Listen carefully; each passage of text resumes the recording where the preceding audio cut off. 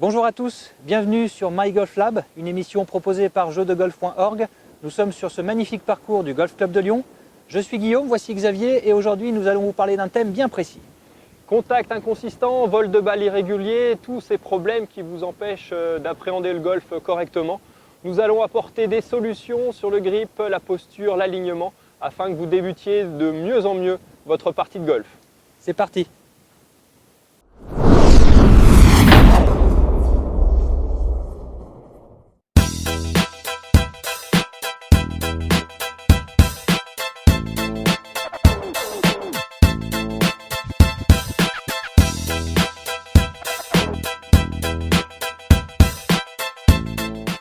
Alors je vous propose aujourd'hui de parler des fondamentaux au golf qui sont valables pendant toute votre carrière golfique. Xavier, qu'est-ce que tu peux nous dire là-dessus, à ce sujet? Moi j'apporte toujours une attention particulière à la posture, à la manière de se mettre en place devant la balle. Et pour ça Guillaume, je te propose une petite astuce, donc une petite routine en fait.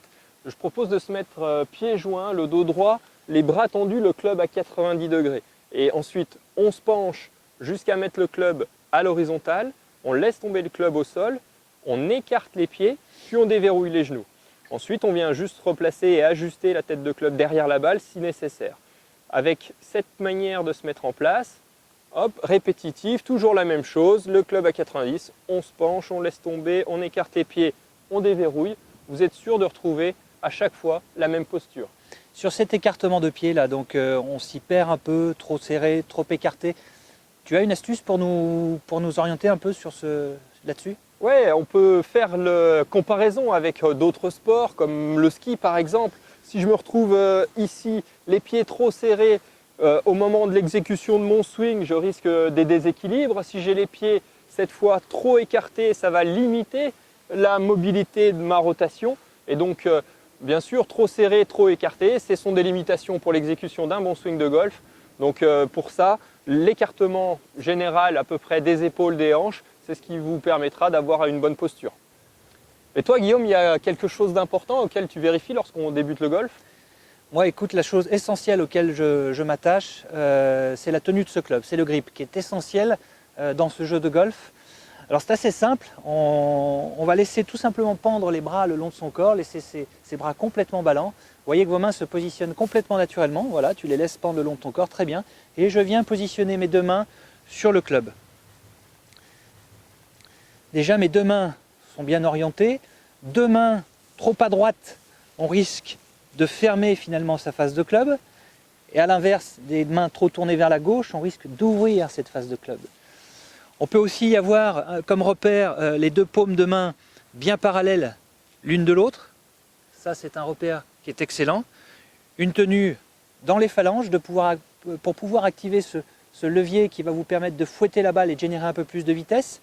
Attention à ne pas tenir son club dans la paume, parce que vous risquez d'avoir un budget assez important au niveau des gants. Quand vous avez l'usure du gant qui se situe ici, vous devriez vous poser des questions. Donc ça, c'est l'essentiel de la tenue, qui est très importante dans le jeu de golf. Et toi Guillaume, on entend souvent parler de pression. Quel est ton avis sur ce sujet? On dit souvent qu'il ne faut pas serrer ce club. Alors, on doit tenir son club, ça c'est évident, parce qu'un club de toute façon va prendre environ 200 fois son poids au maximum de sa verticalité pendant le mouvement. Alors 200 fois son poids selon la vitesse que vous générez. Il faut réussir à dissocier la pression des doigts des avant-bras et des épaules. On doit avoir une certaine tenue au niveau des mains, mais être relâché des avant-bras et des épaules de façon à garder vraiment cette flexibilité.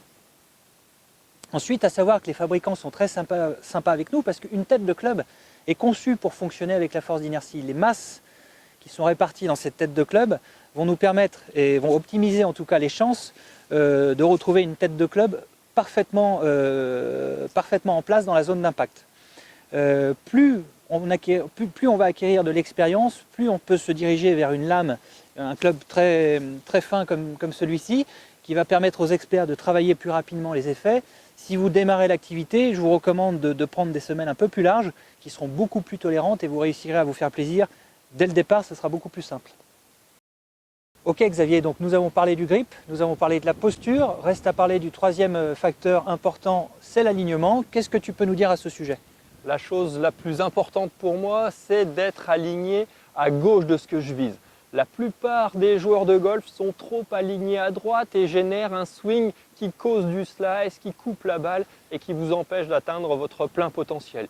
Donc pour ça, après avoir eu comme objectif ici sur ce par 5 de mettre la balle au milieu du fairway et d'avoir choisi mon alignement par rapport au chemin de voiturette ici, une fois que je suis en place, après avoir fait notre bon grip, Guillaume, et la posture que je vous ai proposée tout à l'heure, c'est de bien vérifier ici que ma face de club regarde le milieu du fairway, mais par contre, ma ligne d'épaule, elle, regarde dans les arbres à gauche.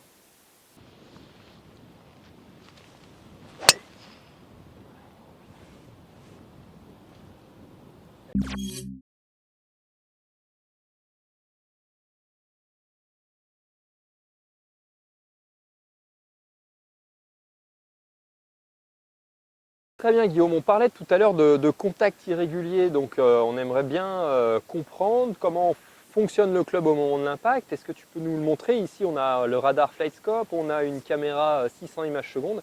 Est-ce que tu peux nous taper une balle après avoir pris le bon grip, la bonne posture, le bon alignement et qu'on puisse regarder tout ça? Alors bien sûr, le réflexe qu'on va avoir notamment avec les fers, surtout quand on démarre l'activité, c'est d'avoir cette volonté d'essayer de la lever.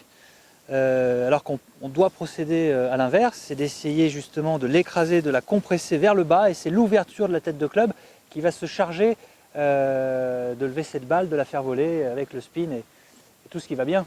Hein. Allez. Donc on va regarder au ralenti un bon contact de balle.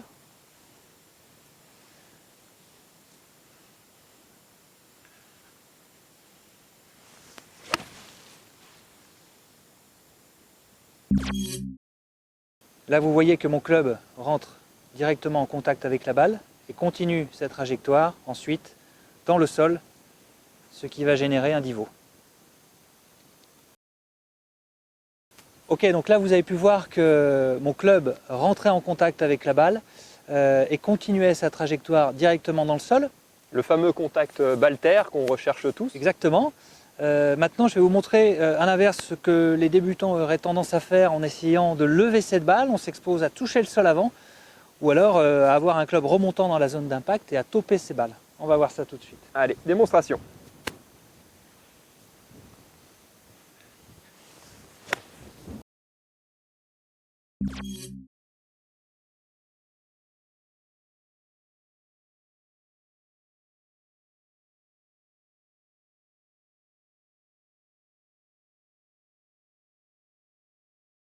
Alors Xavier, toi, qu'est-ce qui t'a fait progresser quand tu as débuté? Tu as commencé le golf un peu tard et tu as de bons souvenirs de ça, toi?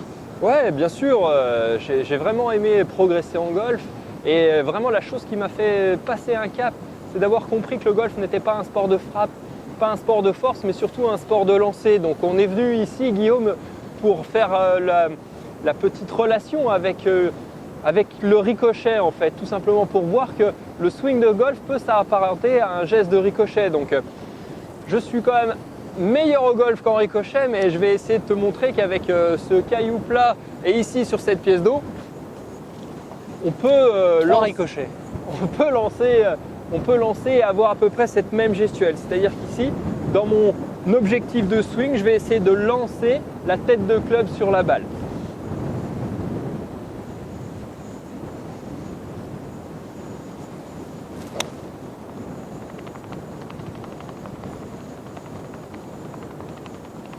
Et vraiment, Guillaume, tu vois, c'est cette image de lancer la tête de club sur la balle avec cette sensation du ricochet qui m'a fait vraiment passer un cap lorsque je débutais. Et voilà Guillaume, en résumé, la bonne posture permettra un meilleur équilibre tout au long du swing et de générer beaucoup plus de vitesse. Un bon grip vous permettra d'avoir une face de club parfaitement orientée à la cible dans la zone d'impact. Ceci a rajouté à l'alignement légèrement à gauche de la cible et à cette sensation de lancer la tête de club sur la balle. Guillaume et moi, on ne voit pas ce qui vous empêcherait de progresser tout au long de cette saison 2018 avec nous. En tout cas, nous vous remercions de nous avoir suivis sur cette émission My Golf Lab.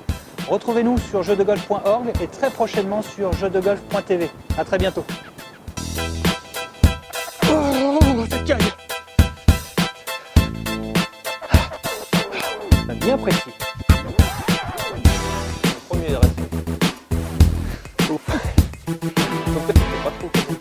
un club. Ah, attends, en plus on a ça, on a le script dans le... Merci l'assistante de... Allez. Ah, mais faut... Ça te va comme ça? Ouais. Allez, Petite vague. on recommence. Question de dire, il ne faut pas trop serrer le club. Quel est ton avis là-dessus? Bah, c'est drôle que tu me poses cette question. Golf.tv. À très bientôt.